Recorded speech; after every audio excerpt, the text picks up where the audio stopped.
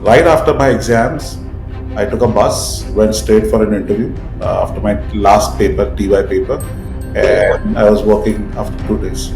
You name a blue chip company back in the day, everybody wanted what we were doing. So you name the top company in India, I have worked with everybody. I'm like, I wish somebody had told me this when my daughter needed this. And I'm like, I don't want other parents to go through the same journey that my daughter went. Hi everyone, welcome back to the Domain Podium. This is Ramesh Chuk, and in today's episode, we have a true visionary in the education sector, Mr. Jitendra Karsan, the chairman of Safari Kid India. With over 25 years of entrepreneur experience, from creating multimedia software to leading one of the India's top preschool chains, his journey is nothing short of inspiring. Let's dive into the story behind the man who is shaping the future of the early education in India. So let us welcome Mr. Jitendra Karsan on the screen. So hi Jitendra, how are you doing? I'm very good. Thank you, Rameshji, for inviting me. It's an honor. So I hope you're also doing well. I'm doing good. Thank you so much, and pleasure is all mine. And thanks for accepting my invitation and welcome to the Domain Podium. So before we start off, Jitendra, I just want to share something probably which I've never shared on any of my social media profile before, because your profession of teaching and education is somehow resonate to my passion. So your profession, my passion, because how it is, I'll just take 1 minute of time and tell you my journey in the past. So when I was in 12th class, Jitendra, I was teaching mathematics to 9th and 8th standard students. Okay, just out of my hobby and passion. Then moving to BTech when I was doing engineering, and that point in time, I have taken multiple classes of C language, data structure, and then mathematics. So when I came out of the college, I started my journey as an IT profession, okay, in IT industry, and this is where I pursue my passion on YouTube. So you must have seen that today, I have a bunch of videos about the credit card and payment domain. So that's how I see. I couldn't pursue this as a profession, but I'm happy that at least I'm able to contribute as my passion on YouTube channel, and that's why I was so excited to see your profile that it will be really honor and fun to have you on my YouTube channel with me. So let me call you JK. I guess that's what your preference is as well, right? So let's start off the discussion. I would request you if you can help us understand your journey so far, because if I look at your profile, this is quite interesting. You started your career with multimedia, then moving to advertising industry, and then finally to education, right? So how did this transition happen, and how was your journey so far? See, journey, it's not over yet, right? I mean, Yeah. journey continues. It's a very interesting journey. And, as my one of, I think it's everybody's inspiration, Mr. Steve Jobs, Mm-hmm. he said in his Harvard, I think it was Stanford speech, right? He said that when you only look back, you can connect the dots, and then the picture is formed. So Of course, it was impossible to connect the dots looking forward when I was in college, but it was very, very clear looking backwards 10 years later. I was always, and you were also telling me about your journey of education and all that, your passion. Uh, Once a teacher, you're always a teacher.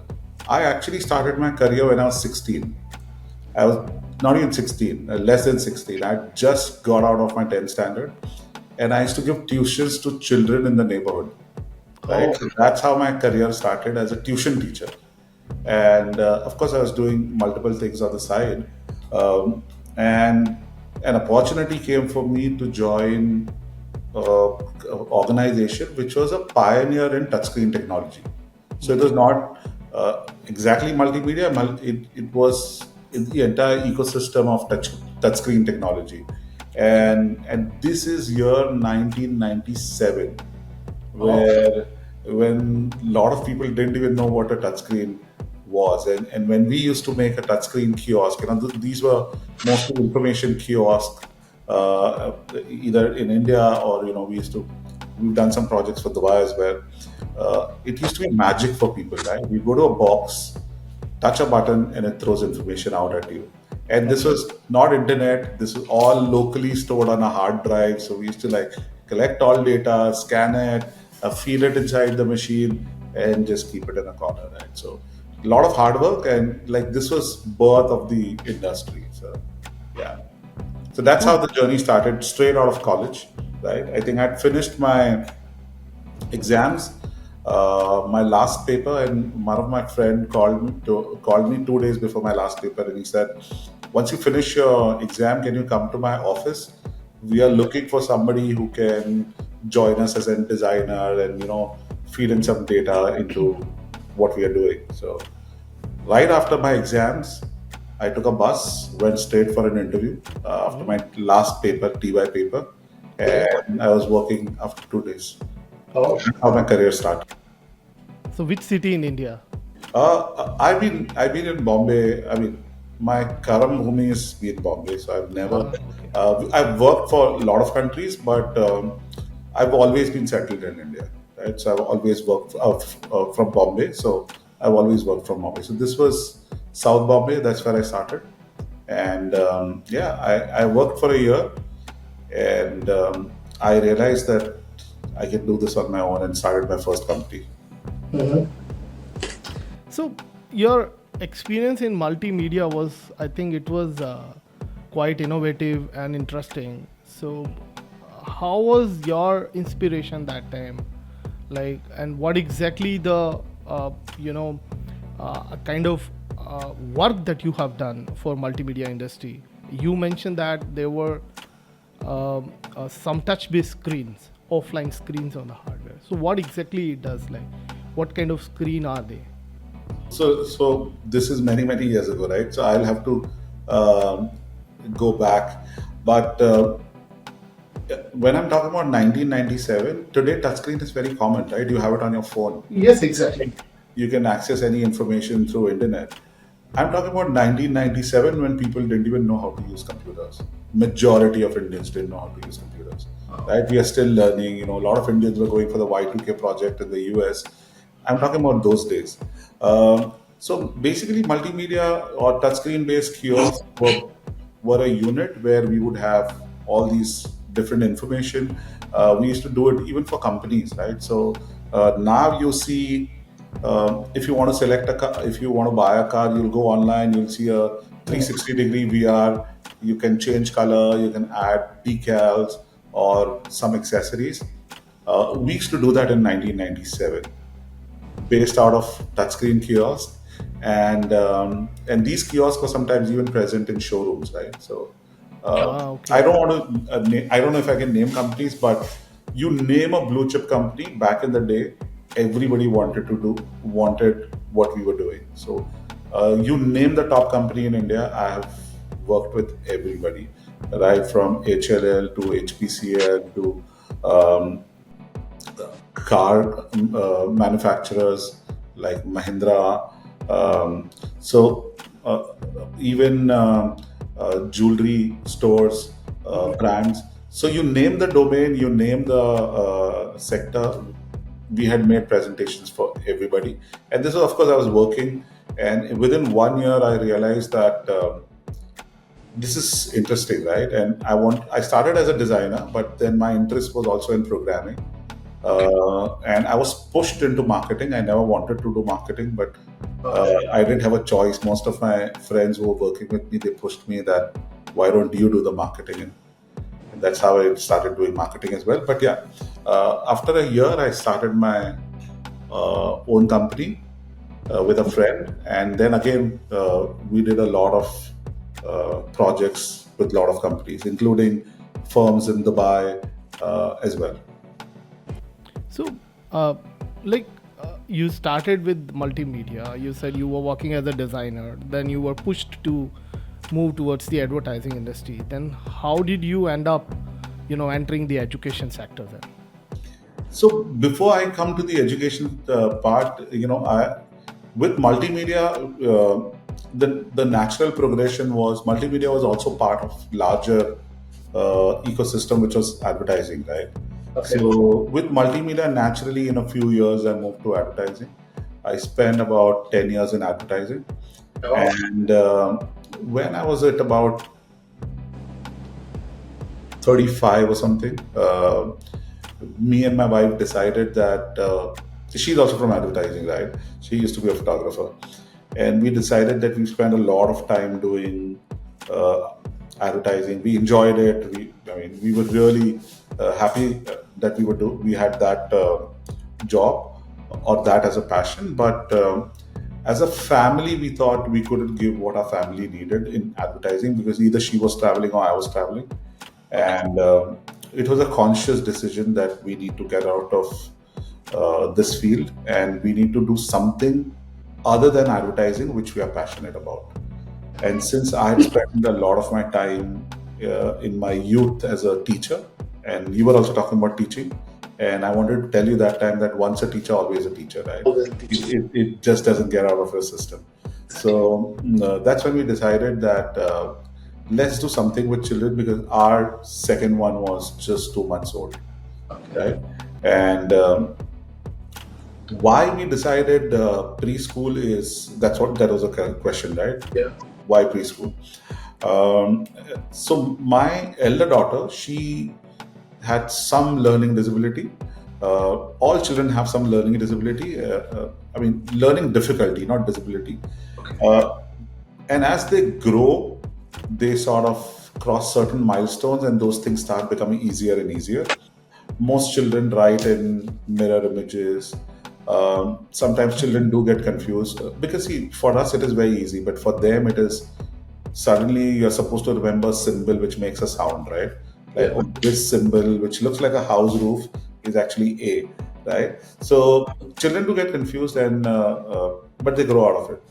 So when my daughter was growing through her preschool days, she had certain learning difficulties, and nobody sort of diagnosed it.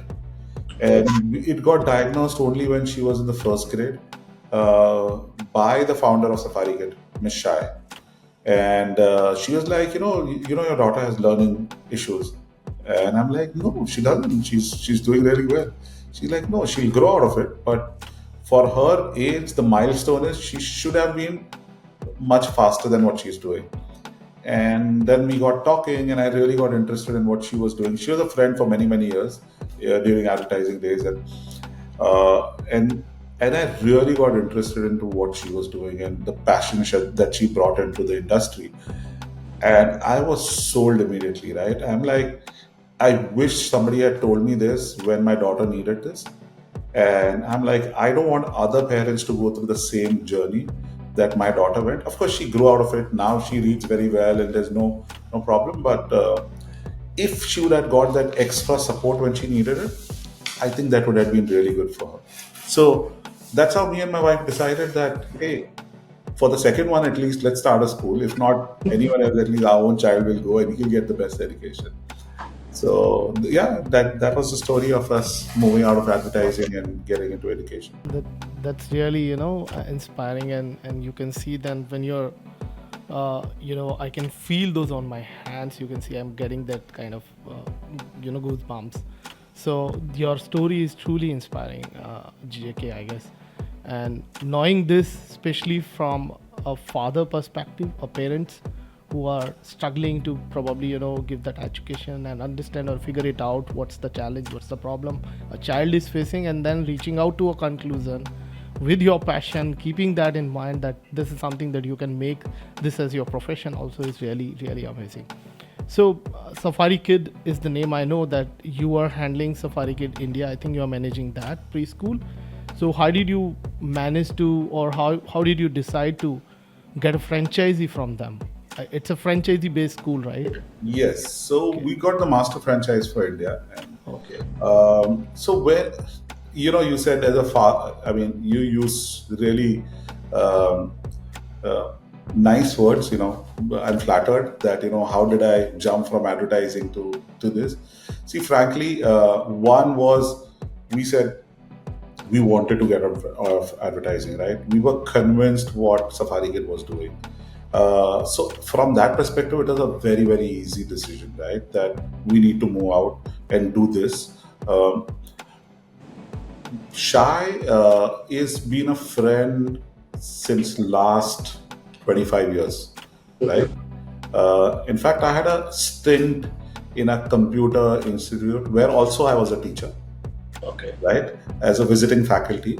And that's where I had met Shai. She was sort of learning computers before she migrated to US, and we always kept in touch. So when she sort of met uh, after many many years, when she came to India, and she saw that what we were struggling, not we as in me and my wife, but she realized that what she's doing in US and what the curriculum is something that is not available in India, right? Unfortunately, when we the way our education system is structured, unfortunately, with the planners and the decision makers, is that when we decide on a policy, we see the most common denominator. How will it reach the last mile? So whatever decisions they have to make, they have to think about the last person. So no child has to be left behind. That's the sort of philosophy they go out with, right? Okay.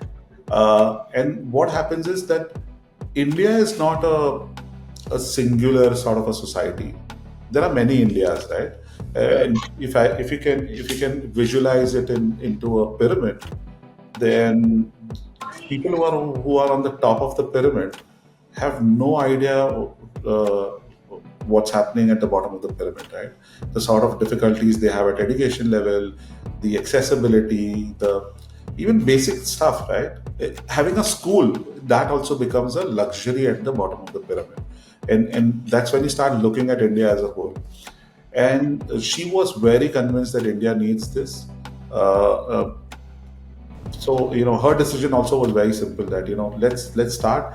The only question was, who are we talking to? So, and that took us some time. It took us about 1-2 years after we had our pilot school to understand which India we want to talk to. When we decided, it was very easy for Ms. Shai, because she's the founder of Safari Kid, and she was already running schools since 2013. Sorry, 2005 in US, right? She started a first school in 2005 in US. 2005. Okay. 2005.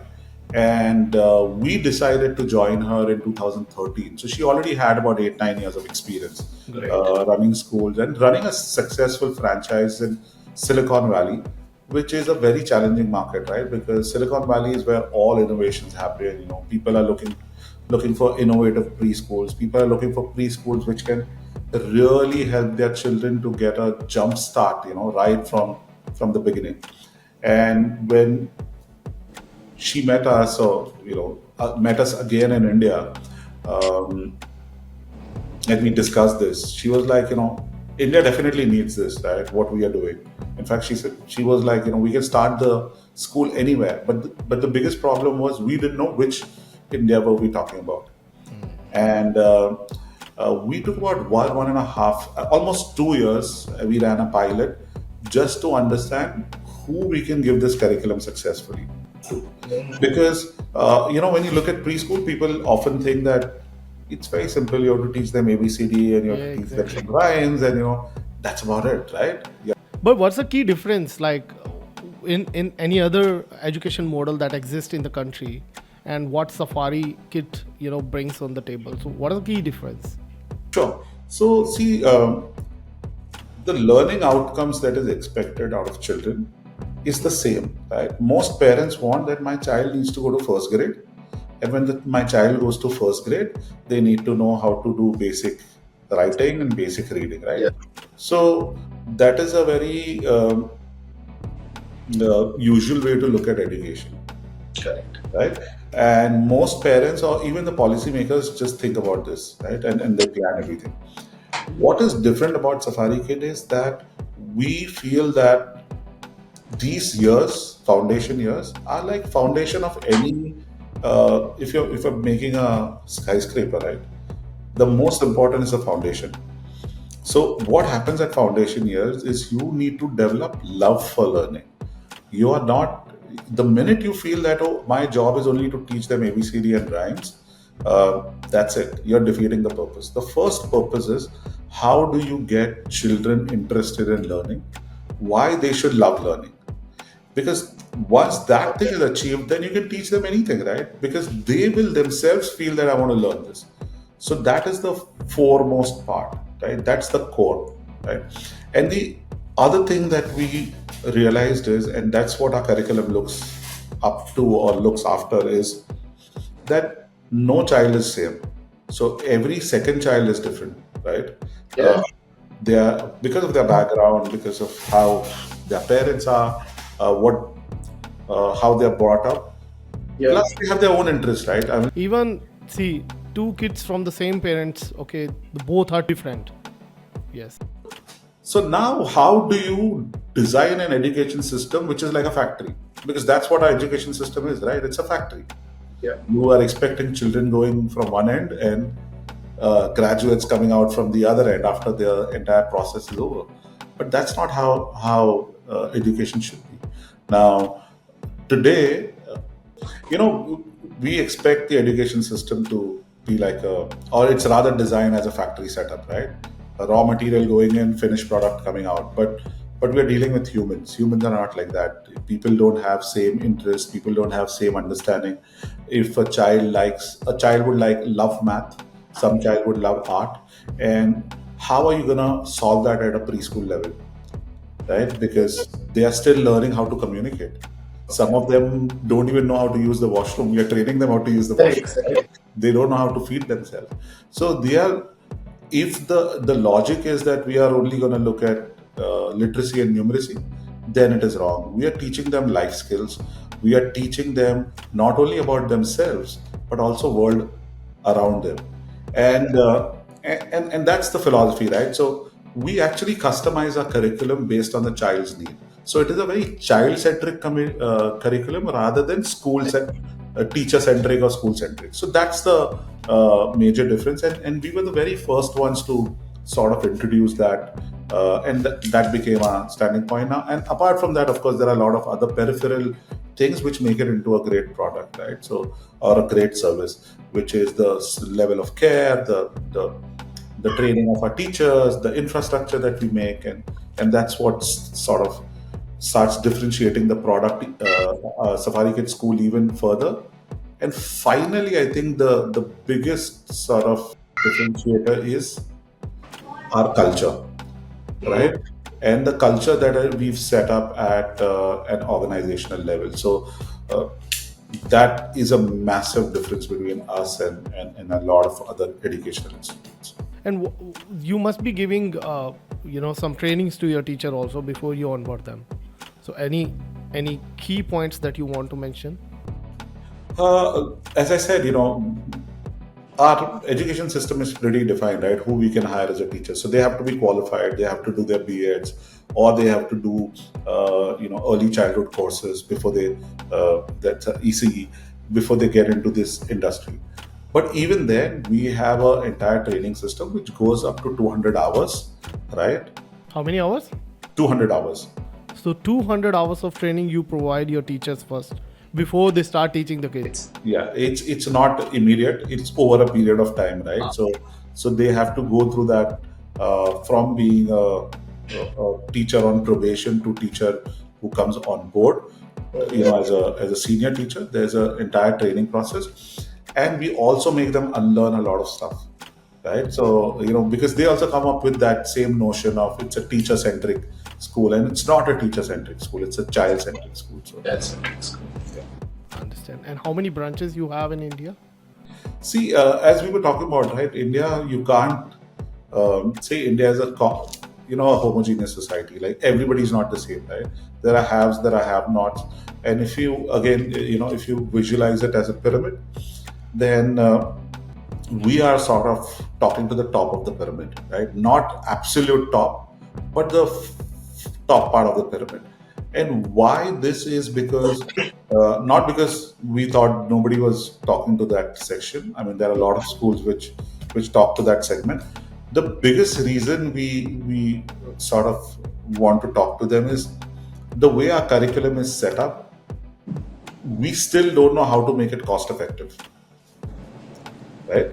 We still don't know, with the sort of teacher training that we do, the sort of technology or apps, or even the sort of resources that we use to teach a child, how do we make it absolutely accessible to all segment of the society? So for 2 years when we did our pilot, we only understood that if we keep a price point below a certain number, we will not be able to do justice to our own curriculum. I mean, a child can, of course, learn, right? Child can learn whatever we teach them, but the way our curriculum is, we thought that we couldn't bring it below a certain price point. So that's why we only speak to a very niche sort of a segment. So we talk to parents who are well educated themselves, right? Who understand what is the difference, because sometimes it is so difficult to explain the parents what is different about a curriculum. That's another challenge, yeah. Right, so that's a challenge in itself, right? And I know other brands or brands which are working with the middle of the pyramid or bottom of the pyramid, they have their own challenges, right? So like I've heard like challenges like a lot of parents, and you can actually it's there on public domain. 50% of newborns or the population which is supposed to go to preschool, they don't even go to preschools, right? And India at 140 crore, we have, and if we are growing at 1%, 1.4 crore children are being born every year, and 70 lakh of them don't go to preschool. Minimum, Directly to maybe a primary school. right? Most kids They directly go go to to primary. primary school, and that's why I think the new NEP and the government has pushed, in the NEP 2022, 2020, that foundation years are very important, right? True. So so because the challenge starts from whether my child needs preschool, and at the top end of the spectrum, I can afford 2 nannies. Why should I send my child to your school? I can afford somebody to come to my house and teach the child. We all The sort of challenges are varied, so it is very difficult to explain that to the parents. And uh, so we have our own challenges even when we are talking to educated parents, um, who've probably done their MBAs or doctorate, or whatever. Okay, get it. So I guess now the other thing that I got to know about you, because after these three different career experiences, there was still an area that you wanted to explore. Probably is the book writing, right? So recently you have published your third book, right? What's the name? I think Marvin's New Shoes, correct? So I really wonder if you have still any other skill or any other passion that I don't know, or maybe you have not disclosed on social media. But book writing is the fourth thing, probably that you have done recently. So Yeah, I mean, see, there are a lot of things we do which of course I don't know whether it's the right time to share, but a lot of people know that I have other passions. I'm a failed musician. I was trying to become a musician when I was in college, so that's something which I've put it in the back burner. I do ride bikes, right? So motorcycling is something that I'm also keenly interested in, though I don't get as much time. Writing, it becomes part of what we are doing, right? Every day. yeah, And I've been telling stories to my children since they were like 6 months and 8 months. And the best part about my kids was they didn't want me to read from a book. They wanted me to say a story every night which had to be different, right? So that's how I thought. And when my daughter became slightly bigger, teen, she said, "Dad, why don't you?" One of the stories that I used to tell her, she said, "Why don't you start making it into children's book?" And she sort of inspired me to write these books. So these three books, of course, is stories that I've told my children many many years ago, right? So I'm just jotting it down. okay. I'm truly enjoying listening your story. There are many similarities. To be very honest, between you and me. You have done teaching in the maybe early age of yours in the schooling. I have done that. Then music is one of another skill that you have. I myself, I used to sing a lot in my school days, in my college days. Okay, and I'm still learning. There is a piano next to me in my room. You're not able to see that. Okay, so I'm still learning that. So We I would should take say, a jam off sometimes. yeah, we should. Whenever I think I'll catch up because now I'm in Dubai, but I have planned to visit Bangalore and maybe in Mumbai also next month. So probably we'll catch up there.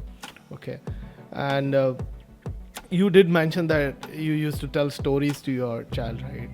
I have done a lot because I also have two kids now, two boys. Okay, 11 and 6 years now. So I've done that a lot for my elder one especially. So, in this book that just now you mentioned, the third book, okay, what is the story and what it talks about? So this is part of a probably five book series, right? So very small stories you can finish in 10, 5, 7 minutes. These are 5, 6 friends who are going, it's their journey, right? So the latest book, Marvin's New Shoes, is about persistence, right? So I believe that you can teach children everything, right? And every time you learn something, there'll be something new to learn. But there are these classical values like courage, persistence, empathy, all these, and these are the three books that so far I've written, right? These are the values that will never go out of fashion. It'll never be uncool to have empathy. It'll never be uncool to be persistent, right? So, whatever you're teaching your children, please teach them the right values, right? And that's what I'm trying to do through these books. Okay, I think I should sit with you to understand some of the writing skill. This was also one such thing that I used to do in my college time. I've written a lot of things, but never published officially any book. But anything that you can share, on screen, like any particular skill that you want to mention for our audience for a writing skill that can help them, or those who are willing to write, or probably in a process of writing. So, any skill or anything that you want to share with the audience. Uh, See, I'll tell you something about writing is that there are different types of writers writing different sort of things. If you're passionate about writing, just write. Don't think about audience. Don't think about whether I'll publish it. Don't think about anything. Just write. Start a blog. Even if nobody's reading it, keep writing. Right? Um, I always recommend everybody write emails to your children. Don't give them the account. So I have email IDs for my children. They don't have the password to, but I write them emails because there are so many things you want to tell your children, right? But you never know whether you'll have the time to tell them everything. So just Great. write emails to your children. It's also writing, right? You're expressing Yeah, something that you want. nice idea. Very nice idea. I like it. Yeah. So I have email IDs for both my kids. I haven't shared password. Not that I write a lot and I don't write every day, but if I want to tell them something which I feel that not the appropriate time to tell them, or if I'm going through certain difficulty or a certain understanding of life, I just jot it down. I think writing and reading are really effective way to bring the changes also. So probably me explaining something to my son may not add any values or not be able to bring that change, but probably if I write the same thing, give him a message that can bring some magic, I guess. That's really And if you're also planning to write, I also recommend read a lot, right? Yes. Because reading will also sharpen your skills to write. And read everything. Don't stick. no true. And before we wind up our today's session, like, is there any next plan that you have after Safari Kid, after now book? What's next? What Mr. JK is bringing? Okay, there are a lot of things happening, right? I mean, we are in the process of also starting a K-12 school, right? Sorry, which school? K-12, that's a full school, right? Till Okay. so that's still on the drawing chart. It's still on the planning at a planning stage, though we've crossed a lot of levels. Writing a book which is sort of my journey so far. right? But I'm keeping it as a fictionalized version. So hopefully, the next 1 or 2 years, you'll get to read that as well. But that book won't be for children. That would be for adults. So hopefully. Great. Just one last question, JK. Any message that you want to give to our audience about your entrepreneur journey, your book writing journey, or you have seen different phases of your life, right? Any message that can add values to my audience, or those who are watching this podcast today? I don't know if I qualify to give advice to. No, you are qualified. But yeah, I mean, don't overthink. Whatever you feel like doing, just do it. Don't overthink, because whatever you think will happen is not going to happen anyways, right? So if you think you're going to write a book and you're going to publish it, this thought itself, there are 1,000 steps, and there are chances of going wrong is also 1,000. At every step, you'll go wrong. If you want to start some business, just start it. Don't think that what if I succeed, I'll make so much money, or if I fail, this will happen. Of course, plan it, and even when you plan it, be 100% sure that the plans will change. You will face difficulties. It's fine. Just persistence, right? I mean, I know not the right audience, but read the book. No, I agree.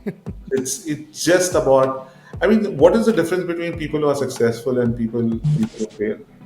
They give up. People who fail are generally people who give up. Give up. Yes. Just don't give up. Be persistent. And as again, I want to end it with what Steve Jobs said, right? He said, be hungry, be foolish. Stay hungry, stay foolish. So be foolish at times. Yeah. Exactly. Don't think you know everything. It's fine. Just go ahead. So yeah. It's really very inspiring. See you speaking today, watch you speaking today, and I feel really overwhelming that having you here on my channel, knowing your story, your journey, especially few things are resonating with my own experience of life. So I truly enjoy talking to you. I really love talking to you today, and thank you so much for accepting my invitation and be a guest on my YouTube channel, The Domain Podium. Thank you, JK. Thank you so much. Thank you very much. The pleasure was mine too. I really enjoyed chatting with you. And all the best, Rameshji, with your channel. I hope you do well. Wishing you the best. Thank you, and let's stay in touch and catch up sometime in Mumbai. Sure. Thank you. Thank you very much.